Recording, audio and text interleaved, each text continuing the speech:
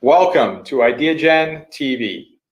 We're ecstatic to have with us today Ambassador John Negroponte, Vice Chairman of McLarty Associates. Ambassador, welcome. Thank you very much. Great to be with you. You know, Ambassador, there are many that we have interviewed on IdeaGen TV. We're especially excited to interview you today based on all of the incredible impact and perspectives and just everything you've lived through and impacted and changed throughout your career. And it's a perfect segue to asking you, can you tell our global audience a little bit about yourself as well as your incredible professional career? Well, first of all, thank you so much for having me on your program. I'm delighted to be with you. I was born in the United Kingdom in England of Greek parents. My mother was Greek American, actually. And we came to the United States shortly after I was born. I was educated in the States. And after graduating from college, I was lucky enough to pass the exam to enter the United States Foreign Service, diplomatic service. And I spent 37 years there. Rose to the rank of ambassador. I was ambassador in 3 different countries: Honduras, Mexico, and the Philippines. Then I retired for 4 years and was in the private sector in a public publishing company, and then had the good fortune of being called back to government service in the presidency of George W. Bush, and had 4 just incredible jobs. It was my good fortune to be, first of all, ambassador to the United Nations. And then I went to serve in Iraq as the first ambassador after our occupation there. And then I came back again for a really extraordinary job to be the first director of national intelligence, something I could obviously have never imagined in my life. And then lastly, I ended up as Deputy Secretary of State, from which I retired in 2009 when George W. Bush ended his term of office. You know, you just it took us through memory lane, so many different incredible leadership positions, Mr. Ambassador. And where do you begin on which was the most impactful? The first director of national intelligence at what was one of the most critical times in American history, and also serving as ambassador in Iraq. I mean, I can't imagine, you know, all you have seen and all you've witnessed in terms of history as you live through it. It's just remarkable. And so you've had this incredible career, and it didn't just happen by accident. Let's face it, you worked very hard. You know, you worked hard, you are beyond competent, and you are the, you know, exemplification of leadership. You exemplify leadership. And so you've held this incredible post on several occasions as ambassador. You've worked abroad, you've worked in Washington, D.C., and you've worked as the ambassador of the U.S. to the United Nations.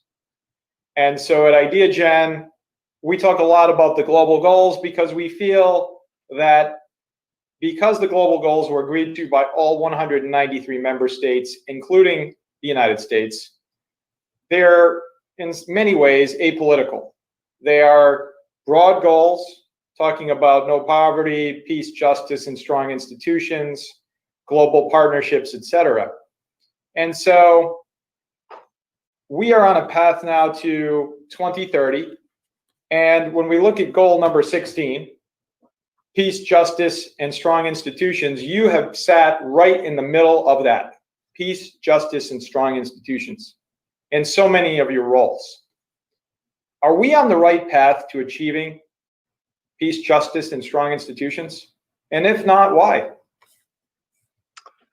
It's a great question. And I think that it's a timely one also because of the COVID crisis. And ever since we've been on more or less lockdown globally since the month of March, I think you've seen a deterioration in the progress towards achievement of the Sustainable Development Goals, including in the area of building up institutions.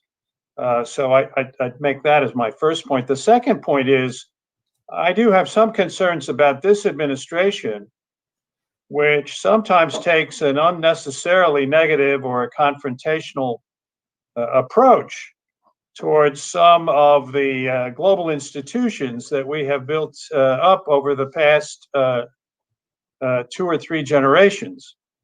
And I'm thinking particularly in this instance of the World Health Organization, which the administration has chosen to be completely negative about, rather than taking a more positive approach, using it as an opportunity to reach out to the other 190 plus countries in the world.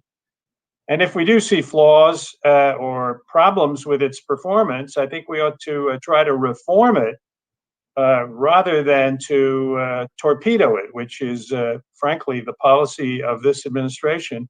And I disagree with that. I disagree with the administration's approach.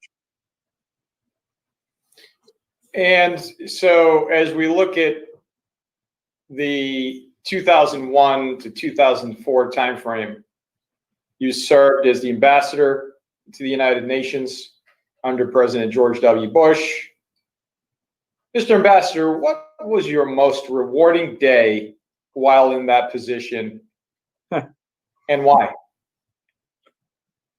It probably, well, of course, you remember, of course, that Iraq was the big issue, or certainly one of the most important issues we dealt with during the time that I was there.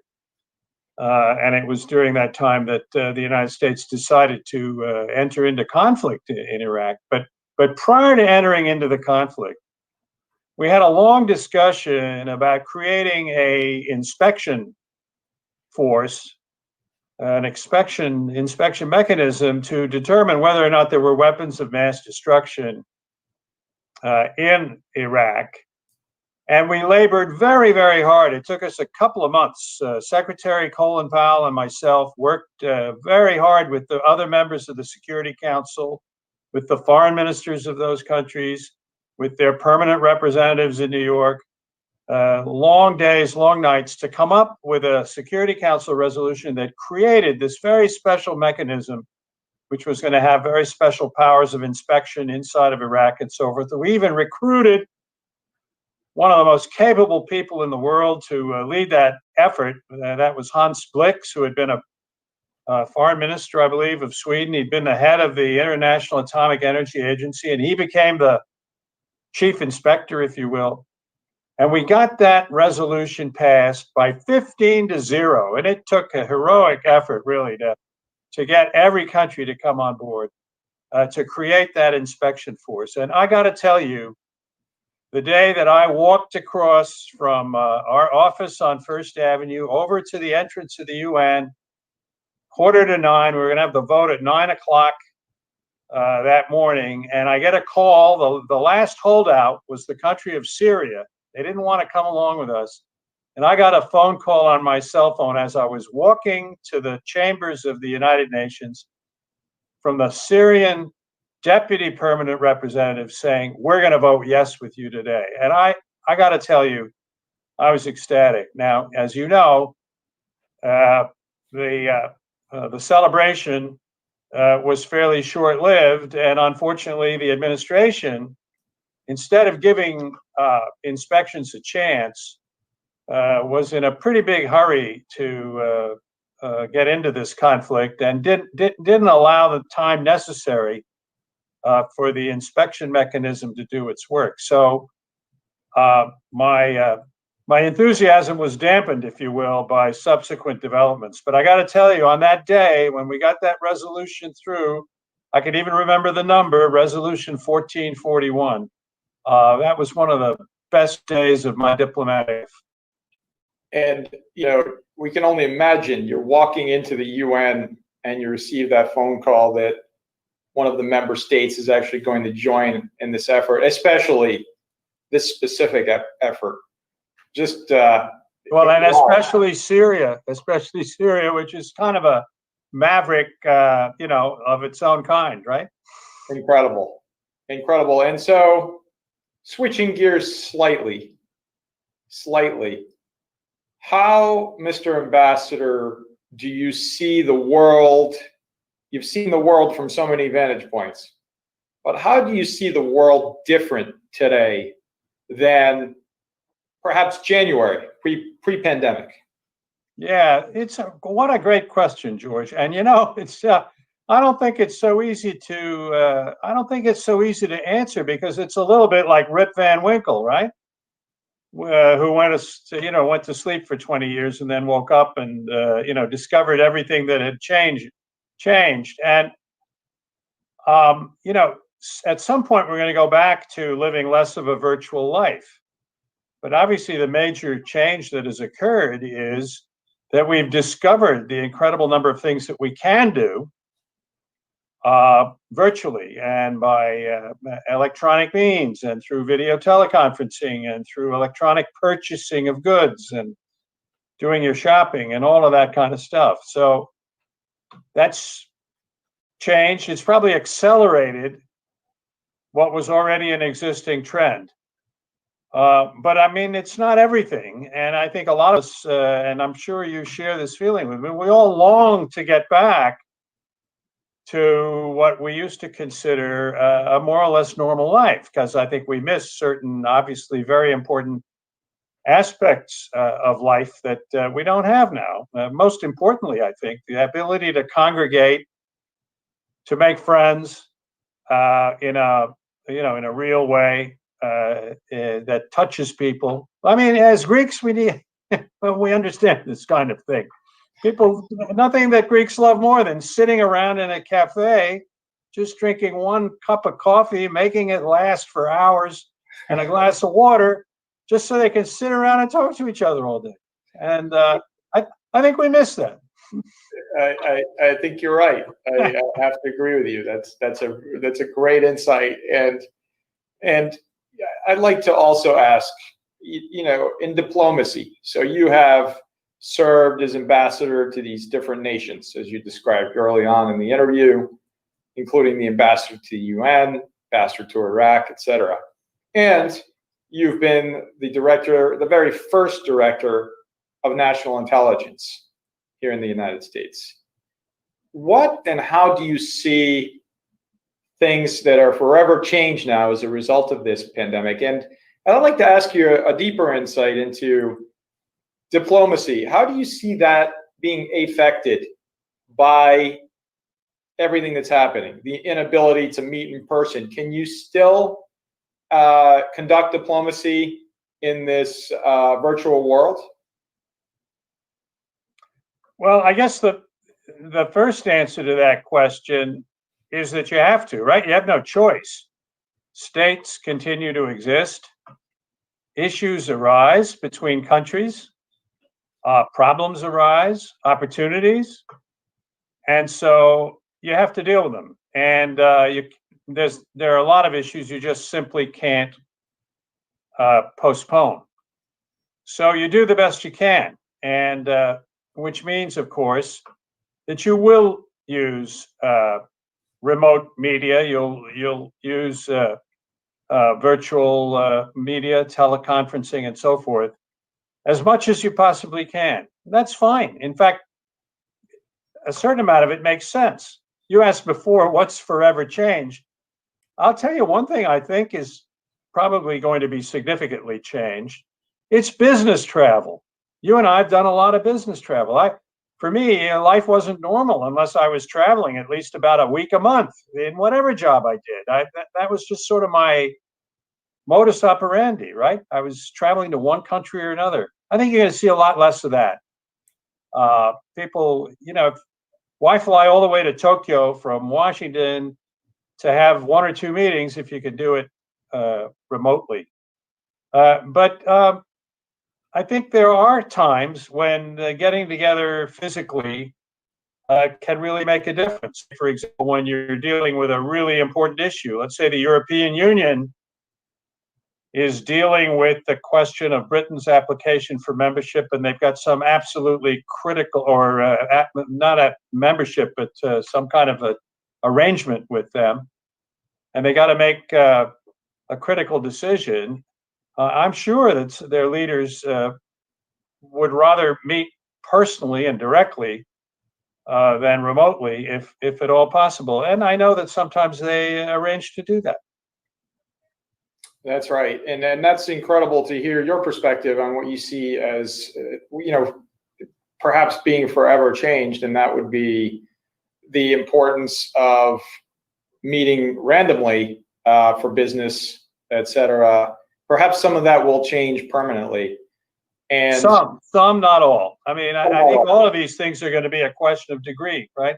Yeah, exactly. But the ability and the acceleration of that innovation. Absolutely. And yesterday I heard somebody saying, he was being interviewed, and he said, oh, medicine's going to be completely different forever because you don't have to go to your doctor. They can do everything remotely.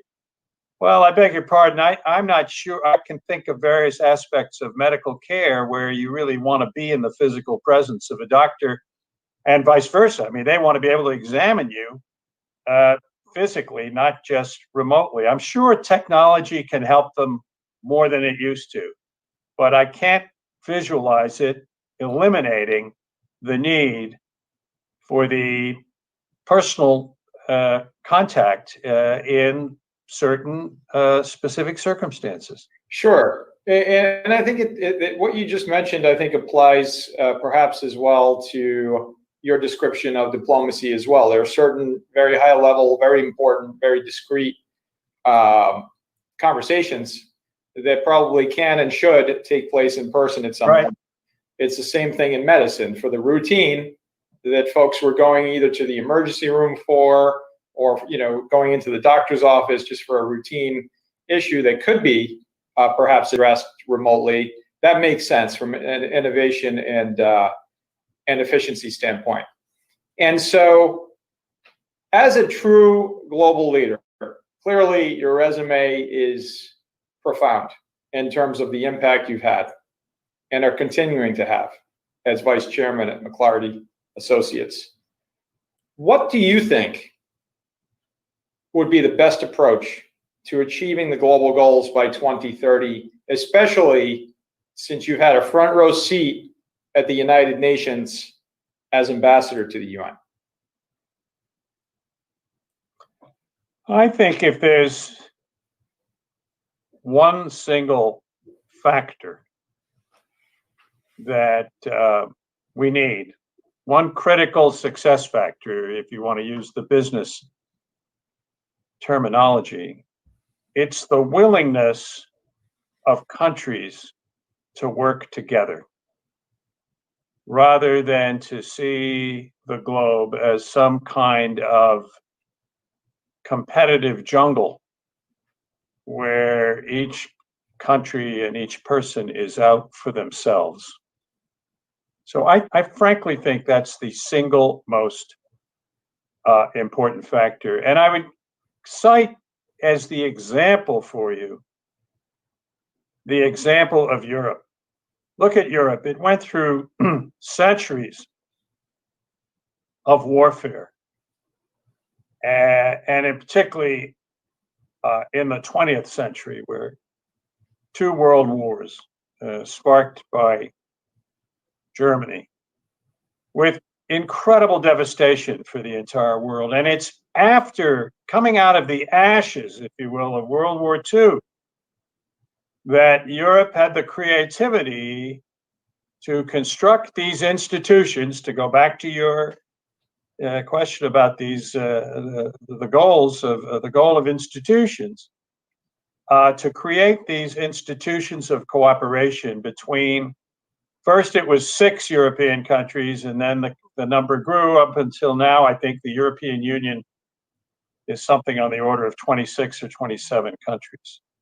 But I think it rose out of the exhaustion over war and the finally the ultimate realization that what they'd been doing just wasn't working, and they just had to find better ways to overcome national and nationalistic differences and collaborate together. And I think so far, they've been a pretty good success, and I think they're a pretty good role model. Oh, that's incredible to hear from you, Mr. Ambassador, especially from your roles here in the United States to bestow these accolades upon the EU in terms of that model. And I have to agree with you, because it's just a matter of fact that the EU has been that sort of galvanizing force when you look at all of these different countries coming together, and the peace, justice, and strong institution, if you may, that's resulted. It's really well, and as fellow Greek Americans, look, when I served as consul general in Thessaloniki, Greece, back in the mid-1970s, and that was when Konstantin Karamanlis, the then prime minister, made the decision. I think it was implemented in the following decade, for Greece to join the European Union. And why did they do it? Greece did it as a factor of stability, to enhance its security, and to attach itself to a stable organization that had the kind of strong institutions that could be helpful to Greece. I mean, that's a concrete example in the case of a specific European country that has had its share of suffering as a result of warfare. It's such a great example. And so on the flip side of this, Mr. Ambassador, what do you see as one of the biggest inhibitors to reaching these global goals? Like, what do you see as that obstacle perhaps in the path? I know you've alluded to certain areas during this interview, but what would be that one inhibitor that you see as an obstacle? Well, I think in a way it's kind of the reverse of what I just said. It's if you will, hyper-nationalism. All of us are proud of our ethnic origin, of our roots. We're proud of the cultural features of our ethnicity, the language, the history, the poetry, the writing, etc. But when that sentiment is carried to an extreme that leads to hostility towards people who are not like us, or an aggressive attitude that impedes the ability to collaborate with other countries, then that's when I think nationalism is overdone. And so I think that, if you will, ultranationalism, whatever you want to call it, is probably the single biggest obstacle to getting the kind of collaboration that will ensure that the sustainable, or that can ensure that the sustainable development goals will be achieved. That's right. That's just very insightful advice. And so, taking that a step further, and I know you believe in this, why do you believe that cross-sector collaboration combined with innovation are so vital to helping to solve so many of the vexing issues you and I discussed today? And perhaps to go a bit further, how do you infuse collaboration into your daily mission to achieve your goals? Yeah, well, I think first of all, I think in reply to the first part of your question, I think all of us have to appreciate the complexity of issues. They don't usually depend on one factor alone. They usually depend on a multiplicity of factors, whether it's a foreign policy problem that depends on geography, military considerations, economic considerations, so on and so forth. It's not just one factor that determines the outcome. So that one has to have a mind that is willing to think beyond the limits of your own knowledge, and be willing to benefit from understanding, or trying to understand, the experience of others and the perspective of others. I think the fact if you look at these kind of cross-cutting issues, it implies an effort on your own part to go beyond your own narrow experience and understand the thinking and the experience of others. And that in and of itself, understanding and listening to others is can make a very positive contribution. I forgot the second part of your question. So in terms of the second part of my question is, how do you infuse that into your daily mission? Yeah, right. Yeah. Well, I mean, I think first of all, you have to have a collaborative approach. You want to be a team kind of a player. You know, you can be a team player and still be the leader.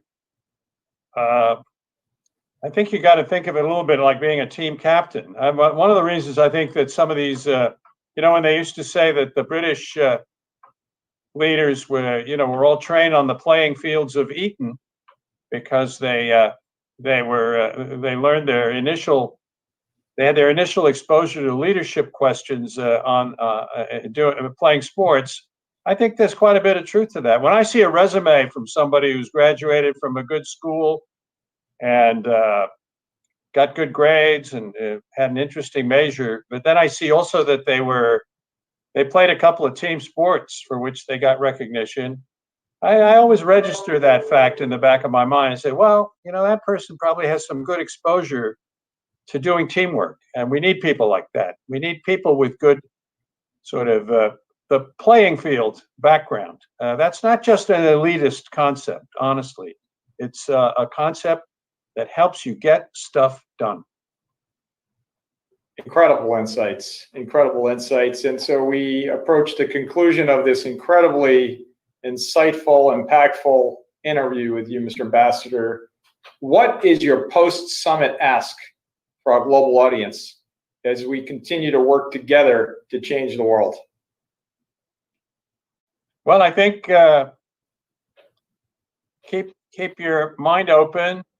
Be sensitive to the problems of others. Remember that you're not the only person out there, and that actually you'll be happier if you help other people. Ambassador John Negroponte, Vice Chairman, McLarty Associates. Thank you. Thank you.